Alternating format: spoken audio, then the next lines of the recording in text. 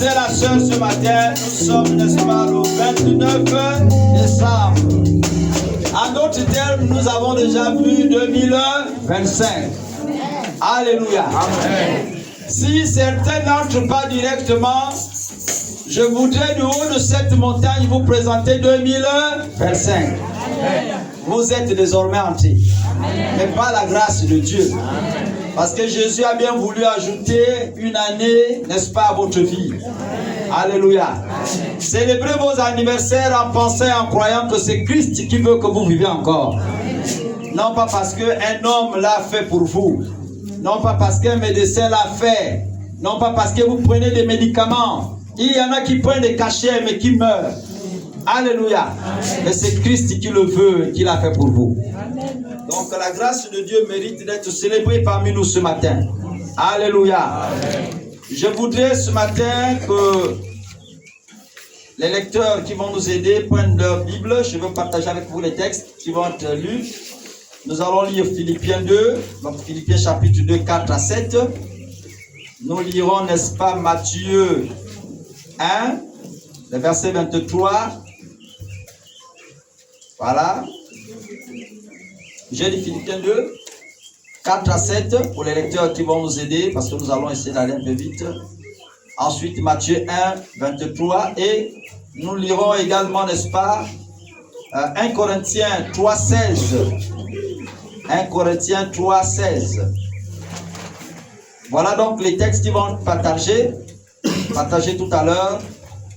Donc, que les lecteurs se préparent. Alors, ce matin, nous voulons donc parler de la proximité pour un ministère efficace. La proximité pour un ministère efficace. En d'autres termes, il n'y a pas d'efficacité dans le ministère sans la proximité. Amen. C'est de ça dont il s'agit. Et je voudrais faire ici un tout petit rappel d'un événement particulier que nous avons tous vécu. C'était le 11 septembre 2001. Est-ce que quelqu'un se souvient encore de cet effroyable moment, cet effroyable temps? L'histoire nous rappelle que le 11 septembre 2001, il y a eu, n'est-ce pas, des attaques terroristes, n'est-ce pas, aux États-Unis, précisément à New York et à Washington. Et de là, n'est-ce pas, nous apprenons dès les premières heures que 2 avions vont, n'est-ce pas, traumatiser la planète en détruisant ce que les Américains ont appelé les 2 tours jumelles. Et il y a eu, n'est-ce pas, des milliers et des milliers de morts. Et nous avons eu comme ça en boucle, pendant plusieurs semaines, des images atroces qui montraient, n'est-ce pas, combien de fois les gens couraient, combien de fois les gens, n'est-ce pas, souffraient, criaient haut et fort leur souffrance. Combien de fois nous avions des images où on nous informait qu'il y a des gens qui sont encore sous-sol, mais qui sont en train de pleurer parce que ils ne sont pas encore secourus, donc on ne sait pas à quel moment on pourra arriver à les secourir. Donc il y avait beaucoup d'images de ce genre-là. Pendant plusieurs semaines, nous avions été traumatisés par, n'est-ce pas, cette nouvelle. Et après ces nouvelles, nous allons, n'est-ce pas, avoir droit à d'autres formes de nouvelles. Donc un autre récit. C'est que nous allons apprendre que deux autres avions, en fait, auraient pu s'écraser sur le Pentagone. Hein? Donc, sur la Maison Blanche. Et là, n'est-ce pas, c'est deux pilotes qu'on a appelés donc les héros, hein, qui ont eu la bravoure nécessaire de refuser de tuer encore d'autres vies pour aller se jeter dans un milieu, n'est-ce pas, qui soit un peu plus vide. Et là, n'est-ce pas, le Pentagone, la Maison Blanche, a été épargnée par ces moments de douleur. Sinon que les terroristes avaient planifié également frapper le cœur des États-Unis, à savoir la Maison Blanche. Alléluia. Vous comprenez pourquoi je suis en train d'arriver là, petit à petit. Donc ces 2 avions vont épargner, n'est-ce pas, le cœur des États-Unis, ce qui fait la fierté de cette nation. Et là, quelque chose va donc commencer par naître en nous. C'est donc un sentiment d'espoir. Alléluia. De savoir que, n'est-ce pas, il y a donc, au-delà de ces moments de malheur, il y a eu donc des moments aussi de joie. Des moments, n'est-ce pas, où il y a eu de l'espoir quelque part. Alléluia. Donc voilà. Et nous allons avoir droit à un récit comme ça d'événements. Ce sont les pompiers, hein, les simples pompiers, à qui nous ne donnons pas assez de valeur souvent. Ce sont les simples pompiers qui vont venir donc immédiatement au secours des gens. Et l'histoire va nous apprendre même qu'au moment où ils étaient en train de sortir certaines personnes qui sont rentrées dans les tours, les bâtiments n'avaient pas encore fini de s'effondrer, que d'autres bâtiments sont effondrés ou encore les tailles supérieures encore tombées sur eux et certains pompiers même ont perdu la vie. Alléluia. Et on les compte par plusieurs dizaines. Pour ceux qui n'ont pas vécu, je vous rappelle donc la scène. Vous pouvez aller sur vos téléphones portables et vérifier cette histoire du 11 septembre. Dès que vous frappez le 11 septembre 2001, vous allez voir que c'est ce récit qui quasiment apparaît le premier. Et donc, les pompiers aussi vont pour certains perdre la vie.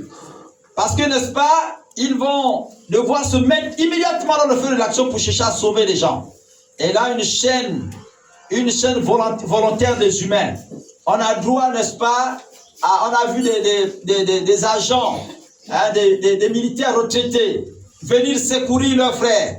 Nous avons vu, n'est-ce pas, des populations qui, malgré la détresse, venir aider les agents, hein, qui étaient quasiment débordés par la situation, à venir secourir les gens qui étaient dans les décombres là-bas pour sortir les quelques survivants qu'on a pu avoir et qui pouvaient rendre témoignage de ce qu'ils ont entendu, de ce qu'ils ont vécu ce jour-là. Donc une chaîne humaine, une chaîne de solidarité humaine va se créer pendant plusieurs semaines pour, n'est-ce pas, nous aider à retrouver de la joie. Donc les premières nouvelles de la joie vont pouvoir apparaître pendant ces moments-là. Les premières nouvelles de la joie vont pouvoir apparaître pendant ces moments, alors que le monde entier se trouvait être dans une douleur.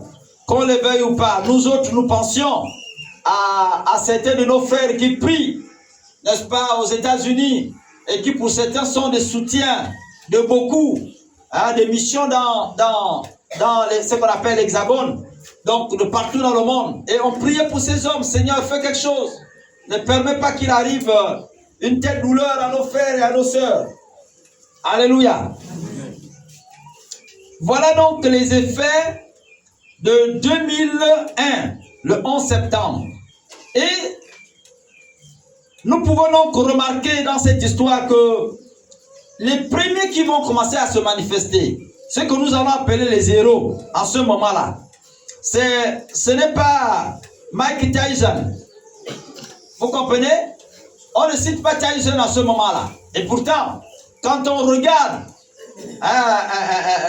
l'Amérique se reconnaît plus par ses champions, par le nombre et la qualité de ses champions. Est-ce que vous comprenez? On pouvait citer un homme comme Michael Jackson. Nous, on a appelé Michael Jackson ici au Gabon. Hein? Michael Jackson. On pouvait le citer. Parce que quand on parle d'Amérique, ils font partie des références en ce moment-là.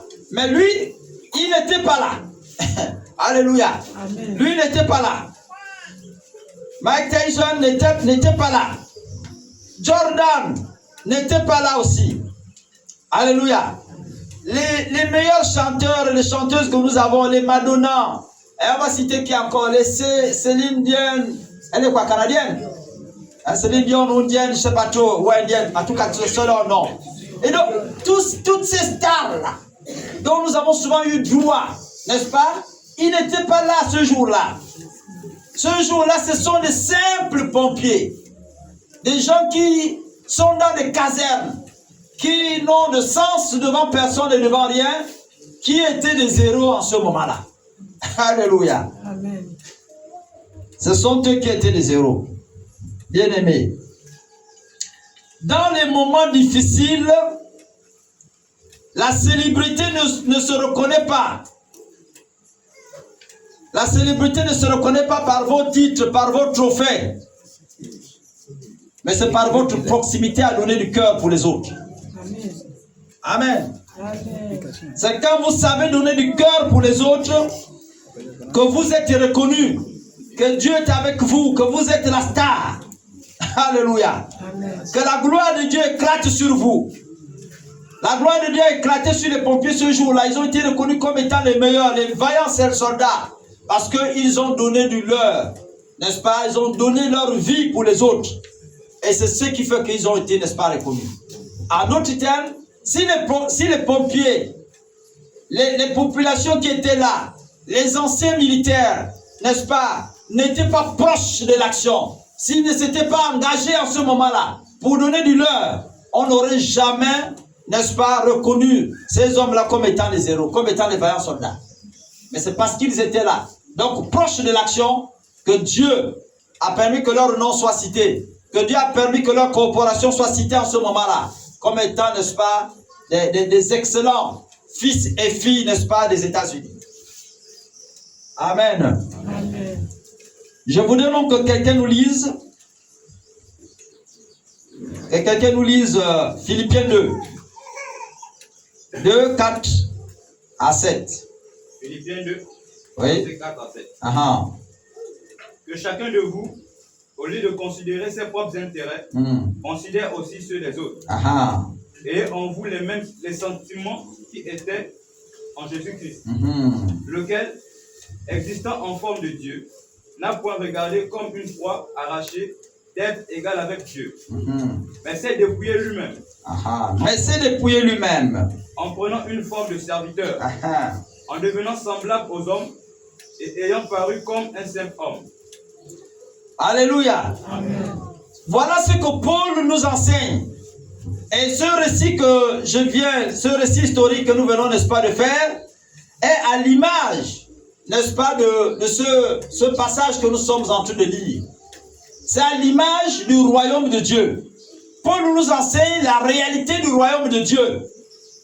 Amen. Amen. Paul nous enseigne ce que c'est la réalité du royaume de Dieu.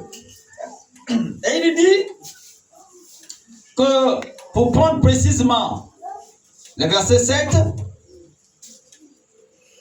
d'abord le 5, il dit « Ayez en vous les sentiments qui étaient en Christ. » Alléluia. Amen.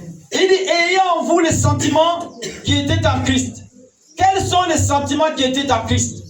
La Bible déclare que Christ a laissé tous les privilèges qu'il avait dans le royaume des cieux.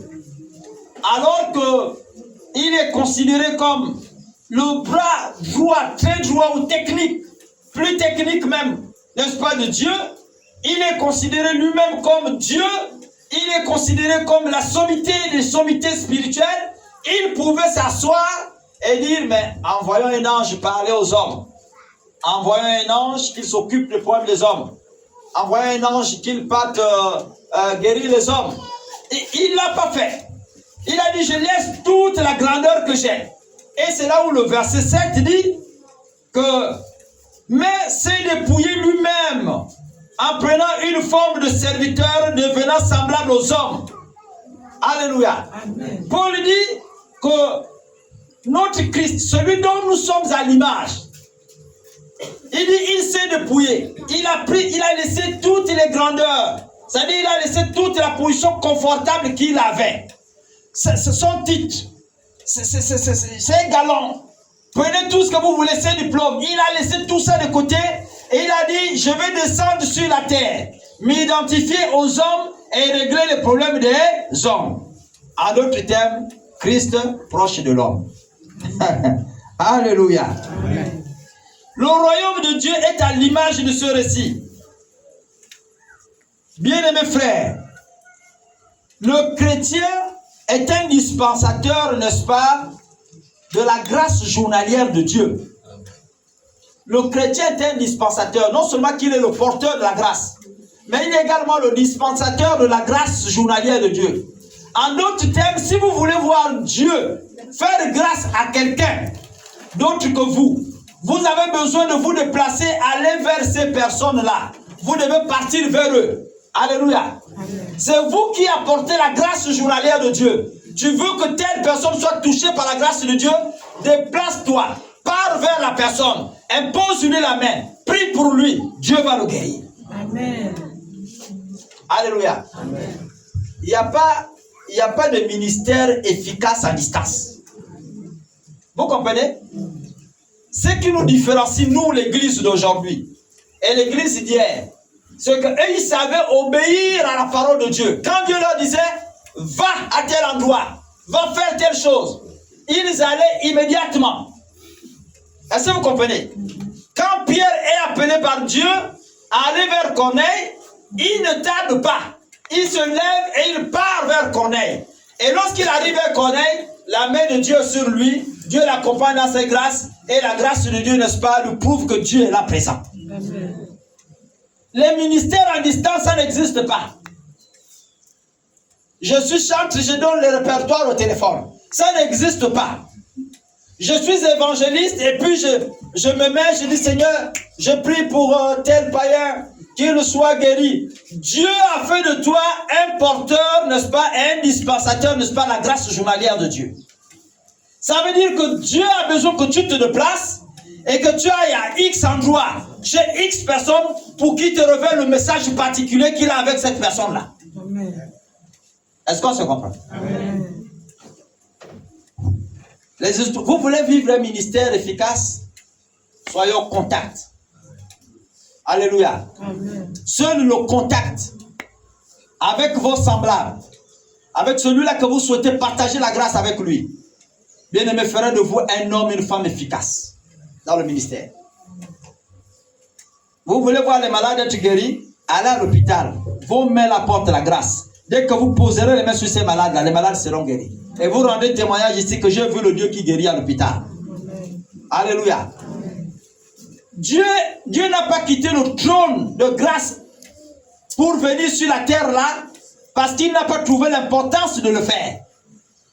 Si Dieu est arrivé jusqu'à nous, venir nous toucher, traiter nos problèmes directement, c'est parce qu'il a compris la nécessité de pouvoir le faire.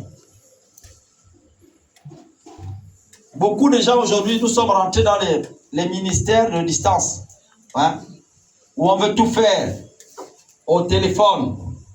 On veut tout faire en réglant les soucis au téléphone.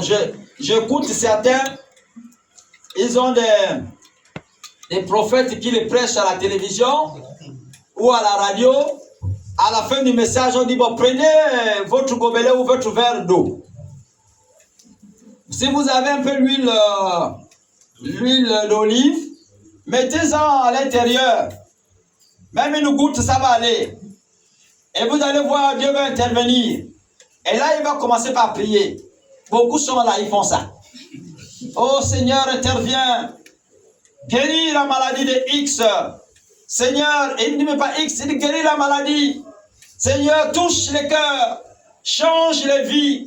Non. Qui vous a dit que nous tous là, on a les mêmes problèmes. Là où nous sommes là, si on demande à chacun ici là, quel est ton problème? Nous avons une batterie de palabres ici là, si on énonce ça. Lui là va te dire, moi je n'ai pas mangé depuis ce matin. L'autre va te dire, bon moi là où tu me vois là papa, il y a l'enfant qui est malade à l'hôpital. Un autre te dira, papa là où tu me vois là, moi mon souci c'est X chose. Moi papa c'est le chômage qui m'attaque. Moi c'est ceci, c'est là. Moi je suis en train de préparer telle célébration mais je n'ai pas d'argent. Beaucoup là, chacun d'entre nous aura sa batterie de palabres. Donc c'est faux de penser qu'on peut mettre l'eau dans un verre, mettre quelques huiles, machin d'huile d'onction ou d'olive là-dedans, boire ça pour que ça résout les problèmes. C'est pas possible. Le message de Dieu est personnalisé et personnifié. Amen. Vous comprenez? Dieu est venu d'abord pour toi. Avant de venir pour l'autre là, Dieu est d'abord venu pour toi-même. C'est pourquoi lorsque vous lisez Matthieu 24, à partir du 40e verset, on vous dit que dans le champ, les deux qui seront là, un sera enlevé, l'autre restera. C'est parce que le message de Dieu est personnifié. Alléluia. Il n'y a pas d'enlèvement collectif sans enlèvement individuel d'abord. Pour qu'on soit 3, 4 à partir, c'est un qui partira, un deuxième suivra, un troisième partira, et nous tous nous retrouverons là-haut. Mais parce que c'est d'abord individuel. La preuve, c'est qu'on n'a pas été sauvés le même jour. Si vous prenez le message de l'évangile, il ne t'a pas trouvé la même date que moi. Amen. Alléluia. Amen. Si Dieu t'a trouvé en janvier, moi, il m'a pas trouvé en décembre. Et pour l'autre, ça masse. De telle année, de telle autre année, etc., etc. Le message de Dieu est personnifié. Il n'y a pas des histoires collectives où on se dit, bon, voilà, retrouvons-nous.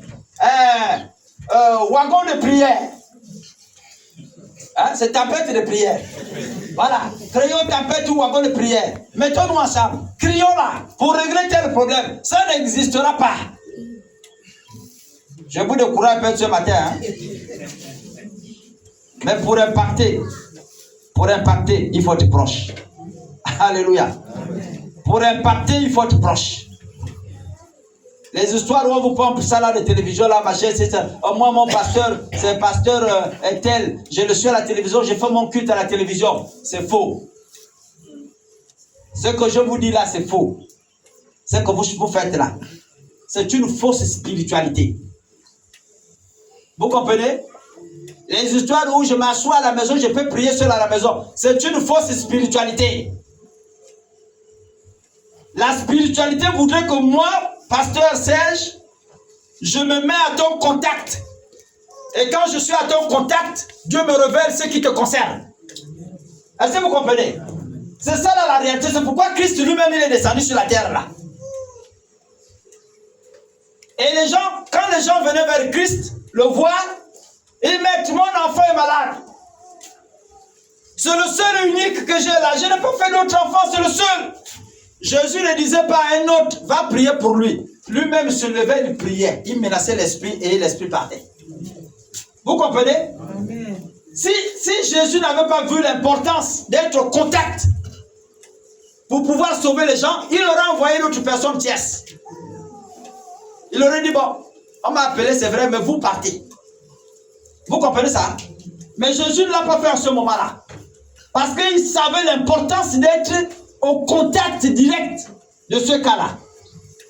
C'est pourquoi lui-même il dit, le Fils de l'homme est venu pour chercher et trouver ceux-là qui étaient perdus. La raison pour laquelle Christ est venu, c'est pour impacter ces cas-là. C'est pour que ces hommes-là sachent qu'il y a un Dieu vivant qui existe véritablement. Mais pour qu'ils le sachent, il fallait qu'ils voient Christ et qu'il fallait qu'ils sentent la main de Christ les toucher. Alléluia. Amen. Dans les histoires où, on ne va pas les citer, papa tel a prié pour moi à la télévision. Papa, non, il ne te connaît même pas, il a prié pour vous tous. Là, il ne te connaît même pas personnellement. Vous comprenez? Il ne te connaît pas personnellement. C'est pourquoi, même, je m'adresse là aux païens, ceux-là qui n'ont pas encore eu l'occasion de rencontrer Christ. Même pour vous, qui avez besoin de la grâce de Dieu, vous avez besoin d'être proche de Dieu. Alléluia. Amen. C'est quand vous rentrez dans la présence de Dieu que Dieu s'occupe de vous. Et c'est là où la Bible emploie les termes comme enfant. Il dit, tu es devenu enfant de Dieu. Alléluia. Amen. À tous ceux qui l'ont reçu, Christ va donner le pouvoir de devenir enfant de Dieu. En d'autres termes, tu as le droit de bénéficier désormais de ce qui appartient au Père. Amen. Parce que tu es dans la maison, tu n'es pas hors de la maison. L'enfant ne vit pas en dehors de la maison, il vit dans la maison. Alléluia. Amen. J'ai le courage à un adepte de Karambilis ou quoi? Alléluia. Si j'avais prêché ça ailleurs, c'est sûr que je devais avoir l'offrande prophétique. Bon, vous êtes comme ça. Amen. Que Dieu vous bénisse. Et donc, ça, ce sont des réalités. Il n'y a pas de ministère qui impacte les gens si vous n'êtes pas au contact de ces gens-là. Jeunes gens. Laissez les histoires où vous voulez impressionner les gens. Je me retrouve ici et puis je peux venir vous dire, oh, acclamez, acclamez, acclamez, acclamez, agitez, agitez. Et je vous emploie tous les mots que vous voulez spirituels là. Allez, sautez, Jésus est vivant. Répétez après moi, il est vivant, il est vivant, il est vivant. On fait tous ces slogans là, je viens vous flatter et tout ça. Après, je dis amen, amen. Je m'en vais m'asseoir là. Je suis juste venu vous impressionner. Alléluia. Ce que j'ai fait là, c'est juste venu vous impressionner. Vous montrer que je suis un grand homme de Dieu. C'est juste ce que j'ai fait. Mais la réalité du ministère efficace, voudrait que je sois au contact. Alléluia. Amen. Tel frère est malade. Et Dieu, parce qu'il sait que je connais tel frère, il me met à cœur d'aller vers lui. Je viens vers la personne. Papa, ça va? Oui. On va prier pour toi, frère. Dieu va m'utiliser en ce moment-là. Vous comprenez? Dieu va m'utiliser en ce moment-là parce qu'il m'a déplacé. C'est lui-même qui m'a déplacé. Le royaume de Dieu m'accompagne. Est-ce que vous comprenez? Quelqu'un nous lit 1 Corinthiens 3,16. Le royaume de Dieu en ce moment-là m'accompagne. Christ en ce moment-là est avec moi. Alléluia. Quelqu'un nous lit d'abord 1 Corinthiens 3,16. 1 Corinthiens 3,16. Ah. Ne savez-vous pas que vous êtes le temple de Dieu? Je dis, ne savez-vous pas que vous êtes le temple de Dieu? Et que l'Esprit de Dieu habite en vous. Paul a des problèmes. Il dit, et que l'Esprit de Dieu habite en vous. Est-ce que vous comprenez? Vous êtes le temple de Dieu. L'Esprit de Dieu est en vous. Quand on parle la notion du temple, en général, n'est-ce pas, on le réduit simplement à l'aspect d'une maison. Vous comprenez? Mais en Israël, quand on parlait du temple, allons à la maison de l'Éternel. C'est à cet endroit-là que les solutions de Dieu étaient apportées. Vous comprenez? Quand les gens avaient des problèmes, le sacrificateur pouvait rentrer dans la présence de Dieu là-bas, apporter des solutions. Et il sortait avec les solutions pour dire, Dieu m'a parlé. Voilà ce qu'il entend d'Israël. Alléluia. Amen. Mais ici, il dit, désormais, la présence de Dieu est en vous. En d'autres termes, vous transportez la présence de Dieu partout où vous passez. Amen. Est-ce qu'on se comprend? Il n'y a pas vous sans Dieu. Là où vous êtes, Dieu est avec vous. Et il est écrit, là où foulera la plante de vos pieds, je vous le donne en héritage. Là où vous allez en tant que chrétien, Dieu est avec vous. Et si Dieu est avec vous, il accomplit son plan en ce moment-là avec vous. Est-ce qu'on se comprend? Amen. Donc si tu ne pars pas, Dieu ne partira pas là-bas. On se comprend là? Amen. Tant que tu n'es pas parti, sache que Dieu ne partira pas là-bas. Dieu entend que tu te lèves. Alléluia. Amen. Le monde entend avec un ardent désir la révélation du Fils de l'homme. C'est à nous que revient le droit de révéler Christ à ce monde. Amen. Si on ne le fait pas, le monde n'apprendra jamais qui est Christ. Alléluia. Amen. Mais pour le faire, il faut qu'on soit en contact avec eux. Vous comprenez? C'est le missionnaire qui enseigne sur l'une des méthodes d'évangélisation et il enseigne sur l'observation. Il dit quand vous allez dans une maison que vous allez évangéliser, observez bien la maison. Alléluia. Observez bien la maison. Hein, pour ceux qui ont, il y en a qui ont préparé cet enseignement, non? Et là, on va pas dire tout le reste là. Mais en observant la maison, vous allez voir les réalités qui vont devoir vous amener à parler de Jésus efficacement à cette personne. Donc les besoins. Amen. Alléluia. Amen. Vous comprenez que ce frère ou cette soeur-là a besoin, par exemple, que l'on le parle l'amour de Dieu. Est-ce que vous voyez? Amen. Si vous allez chez un jeune et qu'il est battu par son père régulièrement, il est bastonné régulièrement. À peine on l'appelle même. Papa, viens. Dès qu'il arrive, il traîne un peu 2 minutes, bastonnade. Mais tu es quoi? Tu me prends pour qui? Hein? Tu penses que je suis un chiffon? Dès qu'il va arriver à ce stade-là, tu es là, si tu observes, tu comprends que cette personne-là a besoin de l'amour de Christ. Alléluia. Il a besoin qu'on le présente à un autre père qui est différent de celui qui est en train de le bastonner là. Alléluia.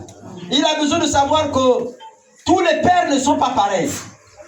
Et celui que tu lui apportes là, il est plein d'amour. Et il est capable de changer sa vie. Il est doux. Amen. Amen. Mais tant que vous lui parlez de Jésus au téléphone, vous ne vivrez jamais les réalités qu'il est en train de vivre là-bas. Là. Le Jésus de WhatsApp. il n'est pas efficace. Vous comprenez? Aujourd'hui, les téléphones ont souci. Hein. Il y a trop de problèmes. Et donc, le Jésus de WhatsApp là, il n'est pas efficace. Vous voulez vivre un ministère efficace, allez vers les gens, discutez avec les gens. À partir de ce moment-là, vous verrez combien de fois Dieu va se déplacer avec vous. Il va se déplacer avec l'évangéliste. Il va se déplacer avec l'intercesseur. Et vous verrez Dieu intervenir dans, n'est-ce pas, les besoins que vous allez représenter. Alléluia. Amen. Parce qu'en ce moment-là, vous serez en face des réalités et vous direz à votre Dieu, Seigneur, c'est pourquoi tu m'as amené ici, en face de ce frère ou de cette sœur. Maintenant que toi-même tu m'as amené là, et que je sais que tu es avec moi, tu m'as accompagné à cet endroit, je te présente les besoins de cette famille. Père, il te revient à toi d'intervenir. Dieu va intervenir, il est souverain. Et il est fidèle. Nous avons chanté, il est fidèle, non? Ça, c'est l'adoration que je me suis levé avec ce matin. Quand je me suis levé ce matin, là, c'était vraiment, il a promis d'être avec nous. Et quand j'écoutais la sœur mimer cette adoration, je me disais, merci beaucoup. Alléluia. C'est la preuve que tu es présent sur nous. Amen. Amen. Dieu va manifester, n'est-ce pas, sa présence. Parce que telle est sa volonté. Matthieu 1, 23. Matthieu 1, 23. Voici, la Vierge sera enceinte. Elle enfantera un fils et on lui donnera le nom Emmanuel, ce qui signifie Dieu avec nous. Alléluia. Matthieu reprend ici un récit. Matthieu reprend ici là un récit que Ésaïe va citer, Ésaïe 7, je crois le verset 14. Il va citer, n'est-ce pas, un peu en amont. Et la Vierge sera enceinte. Jusqu'à ce qu'il mette au monde ce jeune homme, n'est-ce pas, qu'on appellerait Emmanuel et ainsi de suite, ainsi de suite. Donc Dieu sera avec vous. Jésus prend la posture de Dieu parmi les hommes et avec les hommes parce qu'il fallait qu'il soit proche de nous et parce qu'il savait que la proximité de sa présence avec nous devait nous amener à vivre des ministères efficaces, à vivre, n'est-ce pas, dans un monde de manière efficace. Tant que nous ne quittons pas nos conforts, dans lesquels nous sommes assis, tu es dans ton merveilleux salon feutré, climatisé, et tu ne veux plus annoncer au voisin qui est Jésus. Quelqu'un m'appelait, aller, c'est une belle-sœur, la belle-sœur, elle m'appelait à aller consacrer sa maison. Avec l'ancien, tu appelles l'ancien Pierre Claver, qui vient, et puis vous venez prier pour moi. J'ai dû résister à ça. J'ai résisté. Les histoires avec les belles-sœurs, enfin tu parles là-bas, il n'y a pas d'offrande prophétique. J'ai boudé un peu. Ça m'a pris 1 semaine et demie avant d'accepter. Vous savez que nous, les prophètes, là où il n'y a pas d'offrande, nous on ne parle pas. Donc j'ai boudé un peu. Jusqu'à ce que Dieu me dit, mais si elle avait bien voulu que ce soit quelqu'un d'autre, parce qu'elle prie à l'Alliance chrétienne, elle a un pasteur qui est là. Elle est l'une des grosses trésorières de l'église là-bas. Si elle avait voulu que ça soit son pasteur même là-bas, là, Alliance chrétienne là, elle l'aurait appelé. Si elle t'a appelé, c'est parce que Dieu a bien voulu que ça soit toi. Pars avec l'ancien, allez prier pour elle. Et puis nous sommes allés prier pour elle. Alléluia. Amen. Nous avons non seulement prié pour sa maison, et puis au dernier moment, une orientation spirituelle arrive, où il faut maintenant prier pour elle-même. Avec tous les problèmes que Dieu nous présente là à ce moment-là. On a prié pour ça. Dieu seul sait. Elle a passé le temps à dire, merci papa. Merci. C'est Dieu vraiment qui vous a envoyé. Et dès qu'on sort de là, on tombe sur ces...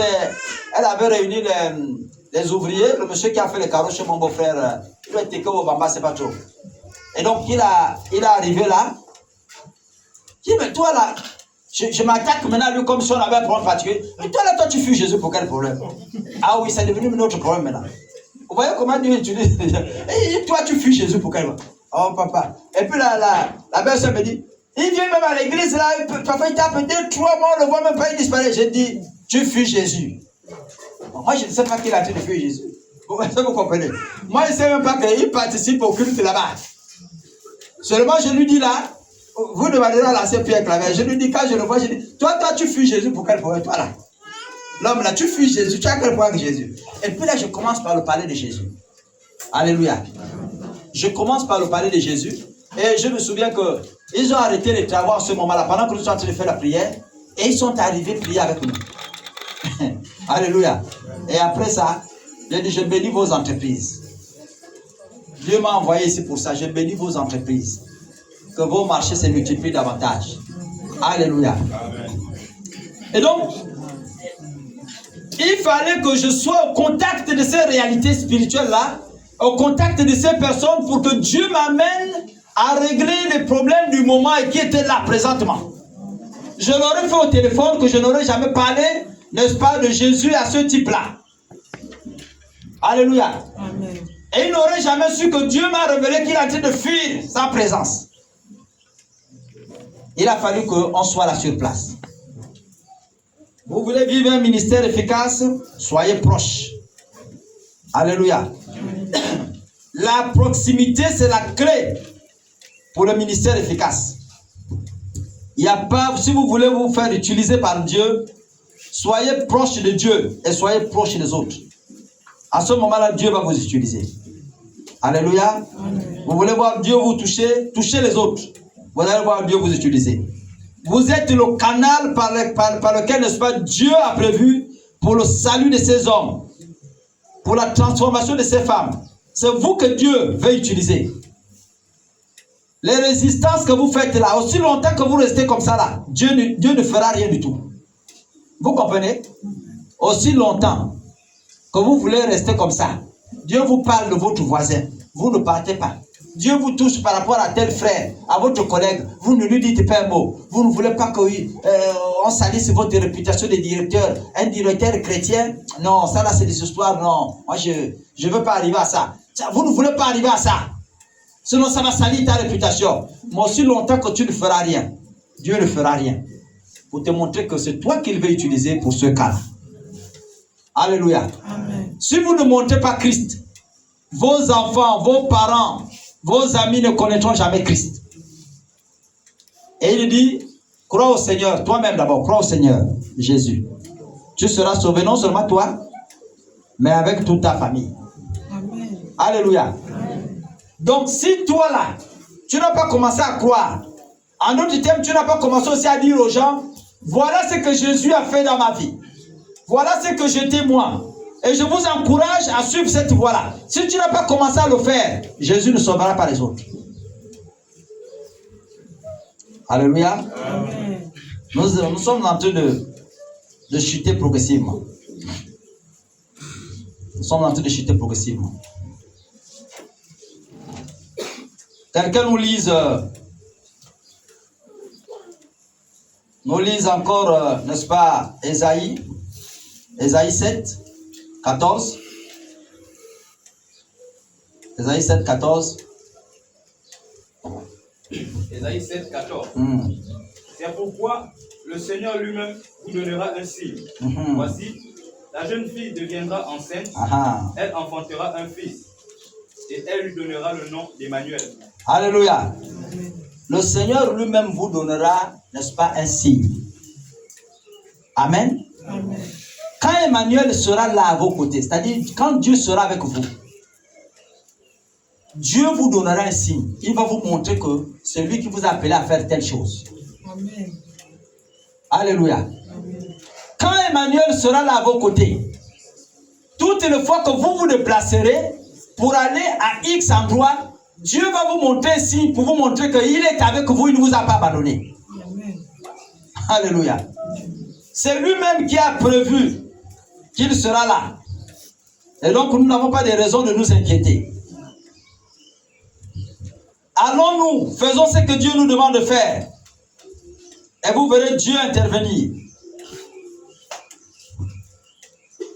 Si nous appelons Dieu au secours, il viendra. Parce que nous l'avons appelé. Dieu ne vient pas au secours, n'est-ce pas, quand on l'appelle pas au secours. C'est quand nous-mêmes nous l'appelons qu'il vient, n'est-ce pas, au secours. Si tu ne connais pas encore Dieu, mon frère, ma soeur, c'est l'occasion pour toi, n'est-ce pas, de connaître le Seigneur, de t'accrocher à lui. Parce qu'il est proche des gens qui sont proches de lui. Il sauve ceux-là qui désirent être sauvés par lui. Emmanuel, n'est-ce pas, ne peut pas te venir en aide si tu es loin de lui. Aussi longtemps que tu demeures loin de la maison, Dieu ne te viendra pas en aide. Et je voudrais pour terminer lire un passage avec vous dans Matthieu 28. Il dit au verset 20. Et enseignez-leur à observer tout ce que je vous ai prescrit. Et voici, je suis avec vous tous les jours jusqu'à la fin du monde. Matthieu 28, le verset 20. Et enseignez-leur à observer tout ce que je vous ai prescrit. Et voici, je suis avec vous tous les jours jusqu'à la fin du monde. Ce sont les toutes dernières paroles que Christ va prononcer à l'égard de l'Église. Les toutes dernières.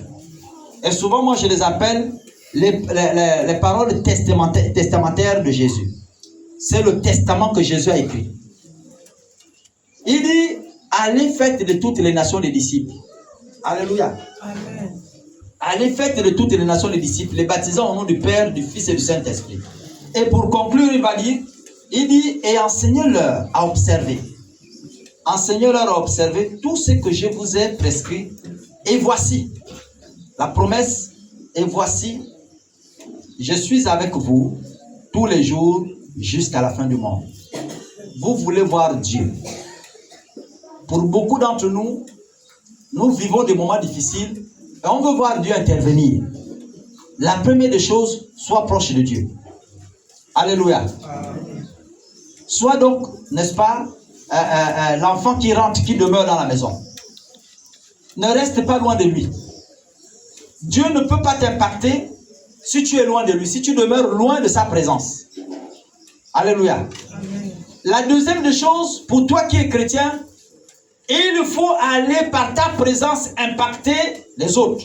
Parce que ta présence, c'est la présence de Dieu. Dieu, on ne va pas utiliser les termes des autres, ils utilisent l'incarnation. Ils parlent de l'incarnation. Mais Dieu est rentré en toi. Est-ce que vous comprenez? Dieu est rentré en toi pour que toi, tu sois le représentant de Dieu ou que tu sois Dieu auprès des autres. Amen. Quand tu pars prier pour le malade, c'est Dieu qui va prier pour ce malade-là.